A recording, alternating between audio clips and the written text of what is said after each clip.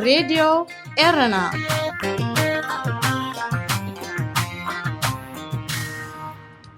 مس راديو إيرنا يخم زلكم زخبركم سمعتنا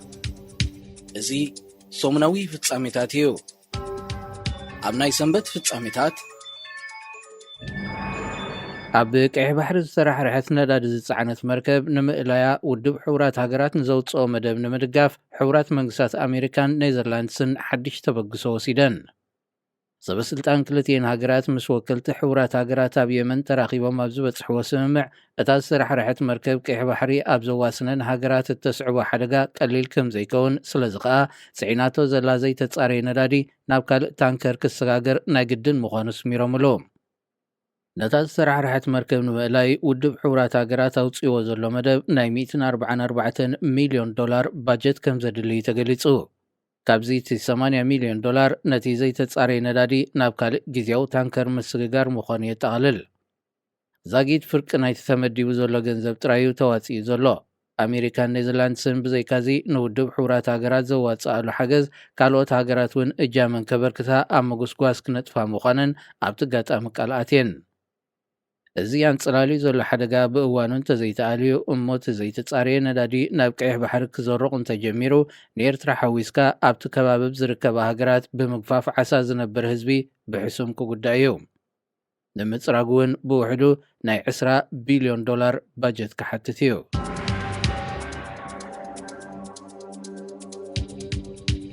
እስራኤል ምስ ሱዳን ዲፕሎማስያዊ ዝምድናን ምስራት እትገብሮ ዘላ ፈተነ ደው ከተብል ሕቡራት መንግስታት ኣሜሪካ ጸዊዓ ቤት ጽሕፈት ጉዳያት ኣሜሪካ ብዕለት 27 ግንቦት ኣብ ዘውፅኦ መግለጺ ኣብ ስልጣን ዘሎ መንግስቲ ሱዳን ብወተሃደራዊ ዕልዋ ዝመጸ ስለ ዝኾነ ክኹነንን ክንጸልን እዩ ዘለዎ ብምባል እስራኤል ምስ ሰበስልጣን ወተሃደራዊ ጉጅለ ትገብሮ ዘላ ዘተ ደው ከተብሎ ጸዊዑ ሰበስልጣን ሱዳን ተረጋጋሚ መገሻታት ናብ እስራኤል መክያዶም ኣብ ሃገራት ምዕራብ ስክፍታታት ከሕድር ጸኒሑ እዩ ብመሰረት ማዕከን ዜና ዘ ጂዊሽ ኢንሳይደር ዘቕረቦ ጸብጻብ ንዓብዪ ህዝቢ ሱዳን ንምግታእ ወተሃደራዊ ጉጅለ ሱዳን ካብ እስራኤል ሓገዝ ሓቲቱ እዩ ተጠባቕቲ መሰላት ሱዳን ኣብ ዘቕረብዎ ምሕጽንታ ብወገኖም እስራኤል ምስ ሱዳን ዝምድና ክትመስረት ምድላያ ነቡር እኳ እንተኾነ ድሌት ህዝቢ ረጊጹ ብሓይሊ ስልጣን ምዝሓዘ ጉጅለ ምስራሕ ግና ምስ ጽባሕ ዝመስረት ዴሞክራሲያዊ መንግስቲ ጸገም ክፈጥረላ ምዃኑ ዘኻኺሮም ቤት ጽሕፈት ጉዳያት ኣሜሪካ መግለጺኡ ሰበስልጣን እስራኤል ክሳብ ዝእዋንዚ ነቲ ብዓብዱልፈታሕ አልቡርሃን ተመሪሑ ወተሃደራዊ ዕልዋ ዘካየደ ጉጅለ ብዘይ ምኹናኖም ከም ዘተሓሳሰቦ ብምግላጽ እስራኤል ብቁጠባዊ ረብሓ ምሕሳብ ንግዚኡ ደው ኣቢላ ብዛዕባ ህዝቢ ሱዳን ክትሓስብ ጸዊዑ ወተሃደራዊ ጉጅለ ኣብ ሱዳን ብሓይሊ ስልጣን ካብ ዝሕዝ ንድሓር ሓያሎ ሰበስልጣን ጸጥታ እስራኤል ናብ ሱዳን ምብጻሕ ከካይዱ ጸኒሖም እዮም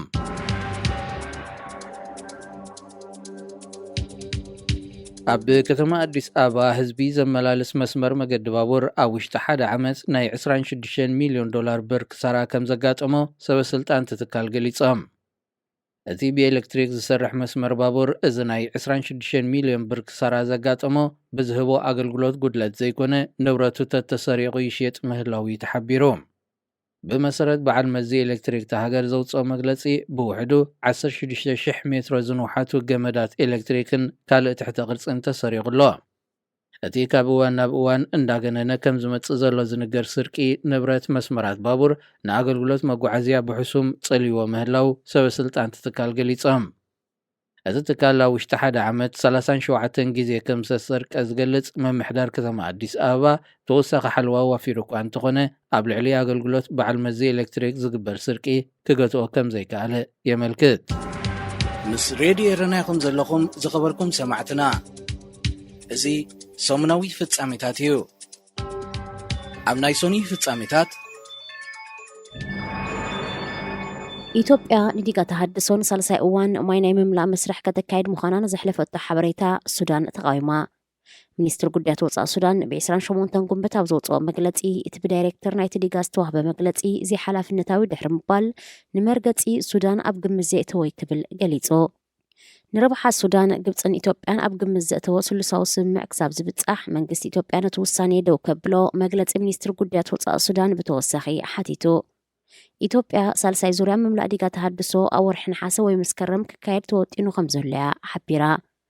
بسفيح كفال دوب أب مسحاب زركبا سودان إثيوبيان بقديات أما نايل زنبرن فللياتون الناس فحي متس كمزلو يتنتن أب قداي نايل قبت سودان تمساسلي مرقتي كمز حزايو زقلات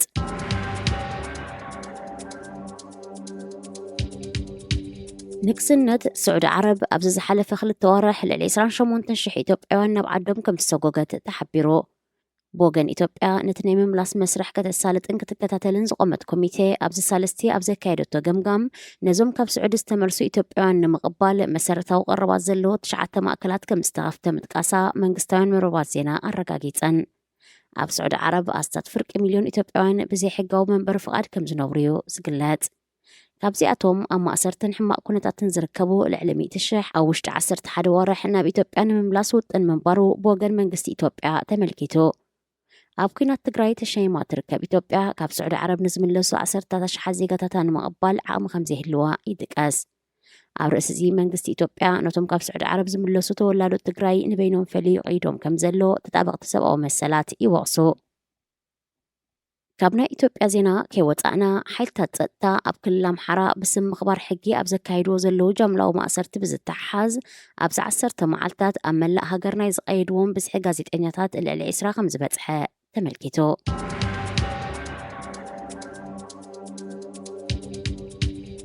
نيرتران يمنن أبزواسن كل ماي مدقعت خبز تخايد الله جالبا زدحانو فرنساوين بحرينياتات بسلامنا بعدهم كم استفانو تحبيرو كنتيبا تشسنيرو كونكورنا يستوهالت فرنساويت كتما زنبرة فيليب بريلوز ركبون فرنساوين بحرينياتات زقعازو لازن بورو جالبا أب 19 قنبات بفتقانات بزمت عطوقات مدقعت خبز كايد اللهم بهوات كم زدحانو كانت تحبرة زرزر حبريتا كيتوها بيت أنيحو تاني هونغ كونغ بانديران نمبل بلد كاودب جبوت استبقست جالبا نيرتران يمنن زواسن كل ماي دسيتات حنش حليفة أب كل مايات ودب حريدا مدقعت 5 فتسمن لايو تحبيرو بزحوم يخون مننتهم كي تحبر زصنحة بحرينياتات بفولي سرحيت بحانت هليكوبتر تعجبهم نبحانتنا إيطاليا مركب كمزقعزو غازيتا لباريزيان أكاليحا دحيرو دمانا بجبوتا 5 سقاقرون تأستاد 19 مترو زنو حتى لاكوتا زعينتا جالبا بفولوت فرنسا وبحرينيا فيليب بوبو تمرح من بران حدا كابتقو عزتاون ودي 7 حدا عمد كنتيبا أبزوا دزيفلين نبر مخانون ترقاقيتو እቶም ባሕረኛታት ቅድሚ ዝተፈጸመሎም መጥቃዕቲ ካብ ወርሒ ለካቲታት ሒዞም ኣብ ጉዕዞ ባሕርዮም ነይሮም ነታ ጃልባ ዘጥቅዑ ዕጡቃት መንነቶም ብንጹር ክፍለጥ እኳ እንተዘይተኻእለ ነቶም ባሕረኛታት ጅሆ ብምሓዝ ገንዘብ ክሓቱ መደብ ዝነበሮም ሽፋቱ ባሕሪ ምዃኖም ተነጊሮ ብዝተኻየደሎም ጻዕሪ ካብ መጥቃዕትን ጭውያን ዝደሓኑቶም ፈረንሳውያን ናብ ጅቡቲ ኣብ ዝኣተውሉ ኣምባሳደር ፈረንሳ ተቐቢሉ ናብ ሃገሮም ክሳብ ዝበጽሑ ዘድዮም ኩሉ ነገራት ከም ዘማልኣሎም ንጋዜጣ ለፓሪዝያን ኣብ ዝሃብዎ ሓበሬታ ኣረዲኦም مس راديو إيرنا يخم زلهم زخبركم سمعتنا ازي سومنا في التساميتاتيو ام نايسولس في التساميتات أب منغو سراويت منغستي إرتران حيلتات تقراين ناب 24 قنبوت كوينات كم استخاده وتهدراوي كوماند سراويت تقراي تمالي سوني 30 قنبوت أبزوت أو مجلس يافليتو التقوينات أب كبابي عدو على أب منغو حرتن عدم حرنا بزركب جيلي استبهلي كبابي كم استخاده يتمجلسي نايتي وتهدراو كوماند حبيرو عدو على كباد مي استات 4 كيلومتر ندبو برحيقة تركب ناي تقراي حوسي كتمايا اتمجلسي بتوسخي كل تبراجيد ناي كفلات سراويت 50 شوعتن كمدما حنت بطولوني ناي كفل سراويت 20 حدن ناي إرترا ندبوتا نمقوصر أب زوفرالو تقوينات كم زتولع بملكات حيلتات تقراي بزكايدو وصر متقعتي حدي أزاز برغيدن سلستي أزاز بطولون زركبهم 120 موتاتن 295 قسلاتن مخانم تغيسو بمسرت مجلسي 4 أبالات سراويت إرترا كمارخون كلو دوشكان راديو ركباتن زركبو حيالو وتهدراو نوات تتحيزو بزعبازي بوتهدراو كوماند سراويت تقراي زوص مجلسي بوغن إرترا زتوهب ملس يلن منغستي إرترا كاب حالتات تقراي نزفنو هلو متقعتات نمكلخل مسل كم زلو ب10 شوعات قنبوت هبزوت حتتا مقلاصو ايرسعن ات منغستي اب حاتتو جاندا ويانه نزبلوم حالتات تقراي ناي موداتا زبلو متقعتن مكياد مدلواتهم كم زودو بمتقاس كاب حلوف مرير تموكروم سلا زي تمهرون زي مهرون هلكيت نايتي بسمو زم صادقو حزب تقراي سلا زي حمموم اتنكو زعطوم نجر سلطانوم طراي سلا زغونه حجين سالساي غيزي كبرو كينات يهرملو كبل املكيتو نيرو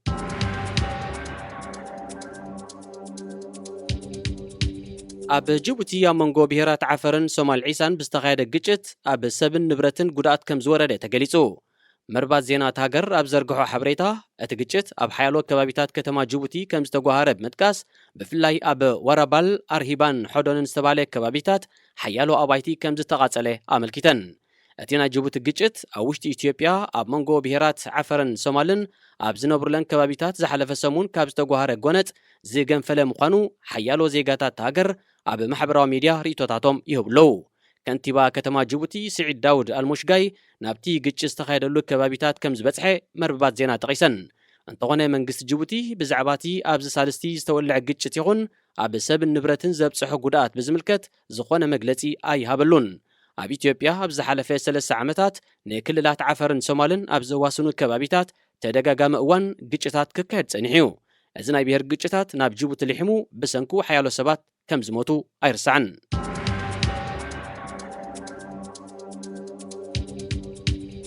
ኣብ ሱዳን ካብ 25 ጥቅምቲ 2021 ኣትሒዙ ን7 ወርሕ ተነቢሩ ዝጸንሐ ናይ ህጹጽ እዋን ኣዋጅ ተላዒሉ።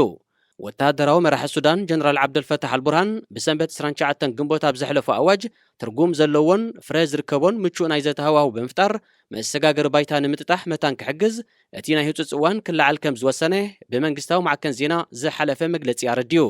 ኣብ ርእሲ እዚ ጀነራል ምስ ዝካየድ ዘሎ ተቃውሞን ናዕብን ተታሒዙ ኣብ ቀይዲ ዝጸንሑ 125 ናይ ፖለቲካ እስራት ከም ዝፈትሐ ንጠበቓታቶም ብምውካስ ሱዳን ትሪቢዩን ኣቃሊሑ። ብጀነራል አልቡርሃን ዝምራሕ ወተሃደራዊ ጉጅለ ድሕሪ ምውዳቕ ስርዓት በሽር ዝቆመ መሰጋገር መንግስትን ምስራት መላፍንቱን ዝነበረ ሲቪላዊ ወገን ኣብ 25 ጥቅምቲ 2021 ምስ ኣልዮ ናይ ህጹጽ እዋን ከም ዝኣወጀ ይዝከር። ዜጋታት ሃገር እቲ ወተሃደራዊ ጉጅለ ኣብ ልዕሊ በርጌሳዊ ኣካል መንግስቲ ዕልዋ ፈጺሙ ብምባል ክሳብ ዝእዋን እዚ ተቃውሞን ናዕብን ኣብ ምክያድ ይርከቡ። ንኣስታ 7 ወርሕ ኣብ ዝቐጸለ ህዝባዊ ናዕቢ ልዕሊ 9 ሰባት ክቕተሉ እንከለዉ ልዕሊ 150 ድማ ከም ዝተኣስሩ ተጣበቕቲ ሰብኣዊ መሰላት የመልክቱ። ምስ ሬድዮ ኤረና ይኹም ዘለኹም ዝኸበርኩም ሰማዕትና እዚ ሰሙናዊ ፍጻሜታት እዩ። ኣብ ናይ ረቡዕ ፍጻሜታት ሰራዊት ኤርትራ ኣብ ቀዳመ ሰንበት ኣብ ትግራይ ከተማ ሸራሮ ኣብ ዘካየዶ ደብዳብ ከቢድ ብረት ኣብ ሰብን ንብረትን ጉድኣት ከም ዘውረደ ንሓፂር እዋናዊ ጸብጻብ ወይ ቡለቲን ሕብራት ሃገራት ብምጥቃስ ሮይተርስ ሓቢሩ። እቲ ኣገልግሎት ዜና ሕብራት ሃገራት ንትካላት ግብረ ሰናይ ብምውካስ ንዘቕረቦ ቡለቲን ከም ምንጭ ጠቒሱ ብ31 ግንቦት ኣብ ዘርግሖ ሓበሬታ ኣብ ከተማ ሸራሮ ብውሕዱ 23 ግዜ ደብዳብ ከቢድ ብረት ከም ዝተኻየደ ኣመልኪቱ። ገሊኡ ካብቲ ዝተተኮሰ ቦምባታት ኣብ ቤት ትምህርቲ ከም ዝዓለበ ዝሓበረ እቲ ጸብጻብ ወዲ 14 ቆልዓ ክቕተል እንከሎ 18 ሰባት ድማ ከም ዝቆሰሉ ኣገንዚቡ። ብዘይካዚ 12 ኣባይቲ በቲ ደብዳብ ምፍራሱ ኣብቲ ጸብጻብ ተጠቒሱ። ሓይልታት ትግራይ ኣብ 24 ግንቦት ብወገን ኤርትራ መጥቃዕቲ ከም ዝተፈነወሎም ብምምልካት ኣስታ 300 ኣባላት ሰራዊት ኤርትራ ሞትን ቁስልን ገይሮም ነቲ መጥቃዕቲ ከም ዘፍሸሉ ብ30 ግንቦት ኣብ ዘርግሕዎ መግለጺ ሓቢሮም። ከም ግብረ መልሲ ናይዚ ድማ ሰራዊት ኤርትራ ኣብ 28-29 ግንቦት ንከተማ ሸራሮ ብምድብዳብ ኣብ ሰላማዊ ህዝቢ ጉድኣት ከም ዘብጽሐ እቶም ሓይልታት ከሲሶም። ብዛዕባ እዚ ብሓይልታት ትግራይ ዝቐረበ ወቐሳ ይኹን ክሲ ብወገን መንግስቲ ኤርትራ መልሲ ኣይተዋህበሉን። ሬድዮ ኤረና ብዛዕባ እቲ ተኻይዱ ዝተባሃለ ግጭት ክልቲኦም ወገናት እኳ እንተረጋገጸት ኣብ ሰብን ንብረትን ዘብጽሖ ጉድኣት ግና ብዝርዝር ከተረጋግጾ ኣይከኣለትን።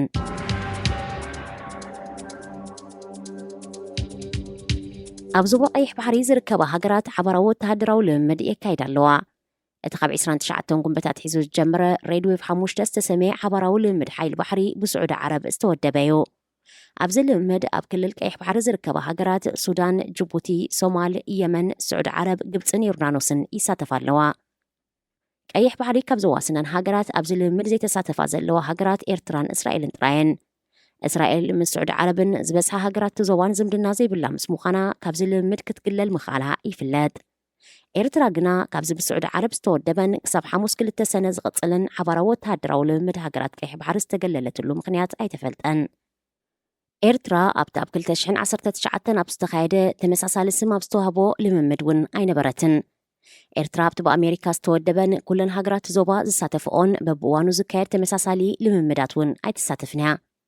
ስዑድ ዓረብ ኣቐዲማ ከተእንግዶ ኣብ ዝጸንሐት ኣብ ወተሃደራውን ጸጥታውን ምትሕጋዝ ሃገራት ዞባ ቀይሕ ባሕሪ ዘተኮረ ዋዕላታት ይኹን ሓበራዊ ወተሃደራዊ ልምምዳት ክትግለል ምጽንሓ ይፍለጥ።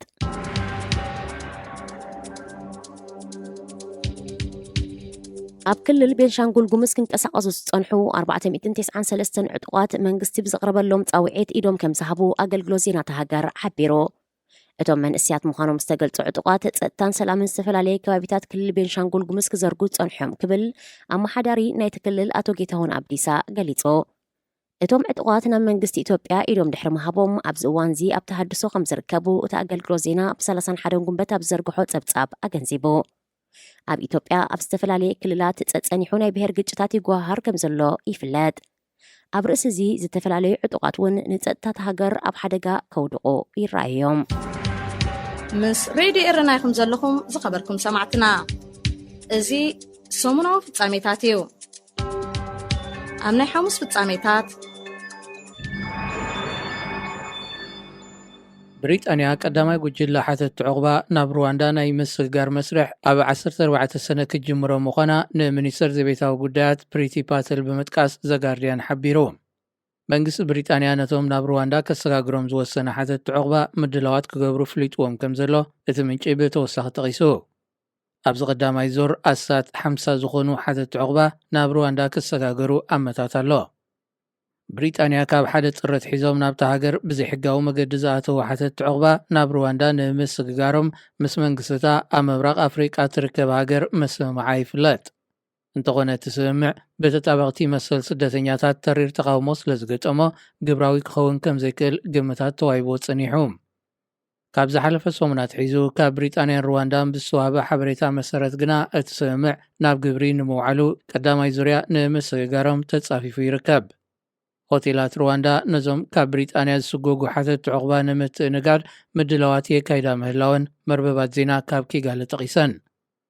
ብመሰረት ስምምዕ ሩዋንዳ ሓተት ዕቑባ ንምቕባል ናይ ልዕሊ $150 ሚልዮን ፋይናንሳዊ ሓገዝ ካብ ብሪጣንያ ክትወሃብ እያ። ሩዋንዳ ቀዲማ እውን ምስ እስራኤል ተመሳሳለ ስምምዕ ብምኽታም መብዛሕትኦም ዜጋታት ኤርትራ ዝኾኑ ኣሳት 4,000 ሓተት ዕቑባ ተቐቢላ እያ። እቶም ሓተት ዕቑባ ናብ ሩዋንዳ ንምግዓዝ ዝኣትወሎም መብጻዕታት ስለ ዘይተተግበረ ከም እንደገና ናብ ዩጋንዳ፣ ኢትዮጵያ፣ ሱዳንን ሊብያን ጉዕዞ ስደቶም ብምንዋሕ ማእከላይ ባሕሪ ሰጊሮም ናብ ሃገራት ኤሮጳ ዝኣተዉ ብዙሓት እዮም።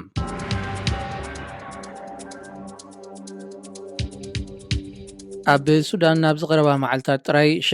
167 ኢትዮጵያውያን ዕቑባ ንምሕታት ከም ዝተመዝገቡ ላዕለዋይ ኮሚሽን ስደተኛታት ሕቡራት ሃገራት ኣፍሊጡ። እቶም ዝበዝሑ ኣብ ክልል ቤንሻንጉል ጉሙዝ ካብ ዝተወልዐ ግጭታት ዝሃደሙ ኮይኖም ብመገዲ ዞባ ናይል ኣቢሎም ናብ ሱዳን ዝኣተው እዮም። ብገዳርፍ ዝኣተዉ 10ታት ኢትዮጵያውያን እውን ኣብ ትሕቲቲ ኣህጉራዊ ትካል ስደተኛታት ከም ዝተመዝገቡ ኣገልግሎት ዜና ቻይና ሺንህዋ ሓቢሩ። ኣብ ክልል ቤንሻንጉል ጉሙዝ ኣብዚ 2 ዓመታት ብዝተጓሃረ ግጭታት ልዕሊ 400,000 ሰባት ካብ ቤት ንብረቶም ከም ዝተመዛበሉ ጸብጻብ መንግስቲ ኢትዮጵያ ይመልክት። ዲጋ ተሓድሶ ዝህነጸሉ ዘሎ ክልል ቤንሻንጉል ጉሙዝ ምስ ሱዳንን ደቡብ ሱዳንን ዘዋስን ኮይኑ ተደጋጋሚ እዋን ምፍራስ ጸጥታ ከጋጥሞ ጸኒሑ እዩ። መንግስቲ ኢትዮጵያ ኣብቲ ክልል ጸጥታዊ ስጋት ክፈጥሩ ጸኒሖም ዝበሎም ልዕሊ 490 ዕጡቃት ኢዶም ከም ዝሃቡ ብ31 ግንቦት ገሊጹ እዩ።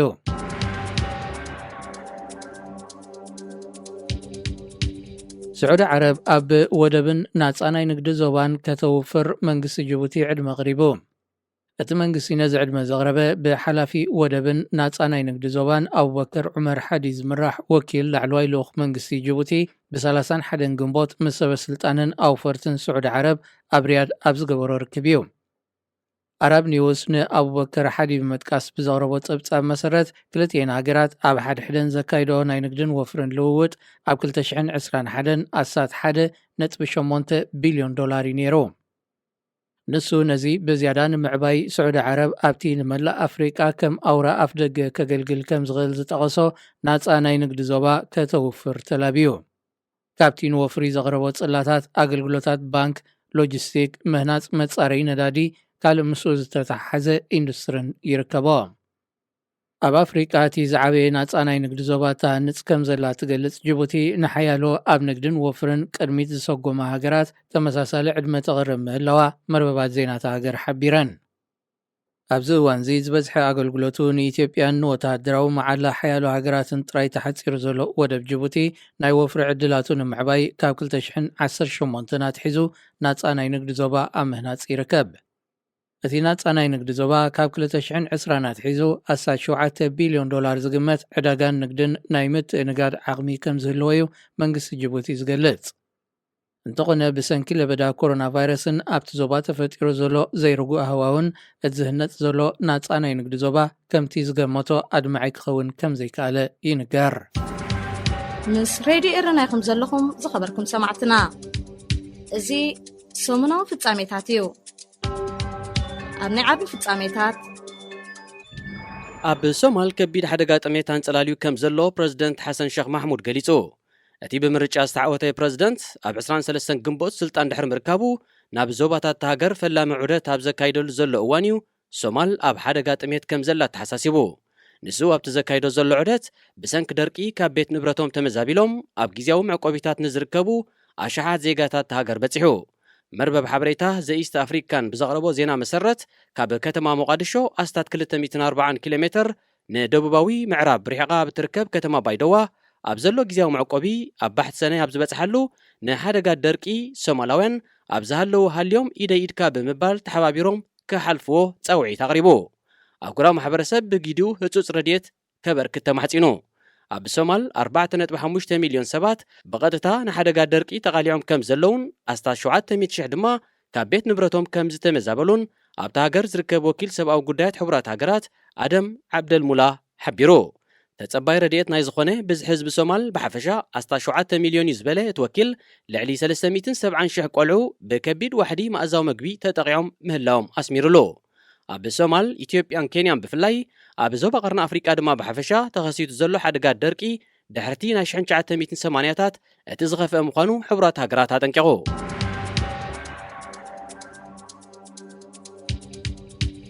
ምምሕዳር ባይደን ንኣምባሳደር ሚካኤል ሃመር ፍሉይ ልኡኽ ኣብ ቀርኒ ኣፍሪቃ ክኸውን መዚዝዎ።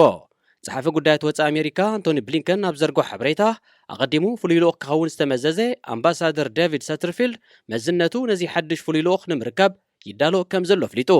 ይኹን እምበር ስልጣኑ ዝርከበሉ ዕለት ኣይገለጸን። ፍሉይ ልኡኽ ኣሜሪካ ኣብ ቀርኒ ኣፍሪቃ ኮይኑ ኣብ ጥሪ 2022 ዝተመዘዘ ኣምባሳደር ዴቪድ ሰተርፊልድ ኣብ 3 ወርሕ ስልጣኑ ክሓድግ ምዃኑ ፎሬን ፖሊሲ ዝተባህለ መርበብ ዜና ኣቐዲሙ ሓቢሩ እዩ። ቅድሚኡ እውን ፍሉይ ልኡኽ ኣሜሪካ ኣብ ቀርኒ ኣፍሪቃ ብምዃን ኣብ ወርሒ ሚያዝያ 2021 ዝተመዘዘ ኣምባሳደር ጄፍሪ ፌልትማን 9 ወርሒ ጥራይ ጸኒሑ ኣብ ጥሪ 2022 መዝነቱ ምሕዳጉ ይዝከር። እዞም ንምምሕዳር ባይደን ብምውካል ኣብ ዞባ ቀርኒ ኣፍሪቃ ዝተመደቡ ኣምባሳደራት ኣብ ውሽጢ ሒደት ኣዋርሕ መዝነቶም ዘሓድግሉ ዘሎ ምኽንያት ብንጹር ኣይተፈልጠን። ፍሉይ ልኡኽ ኣሜሪካ ኮይኑ ተመዚዙ ዘሎ ኣምባሳደር ሚካኤል ሃመር ነቲ ኣብ ሰንኮፍን ተኣፋፊት ጸጥታዊ ኩነታትን ዝርከብ ዞባ ቀርኒ ኣፍሪቃ ብፍላይ ድማ ጉዳያት ኢትዮጵያ፣ ሱዳንን ሶማልን እቲ ዝዓበየ ብድሆታቱ ክኸውን ከም ዝኽእል ይግመት። ሚካኤል ሃመር ኣቐዲሙ ኣምባሳደር ኣሜሪካ ኣብ ዴሞክራሲያዊት ሪፐብሊክ ኮንጎ ዝነበረ እዩ።